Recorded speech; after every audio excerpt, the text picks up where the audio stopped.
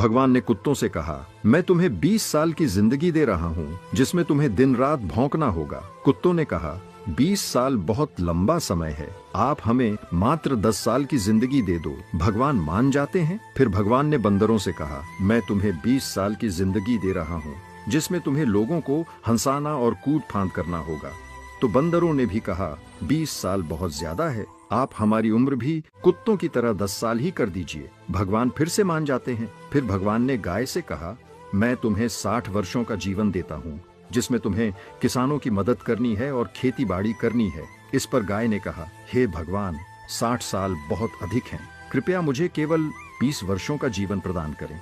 फिर से भगवान मान जाते हैं। फिर भगवान मनुष्य से कहते हैं, मैं तुम्हें 20 साल का जीवन दे रहा हूँ जिसमें तुम्हें हंसना है, खेलना है और खूब मस्ती करनी है। इस पर मनुष्य ने कहा, सिर्फ 20 साल?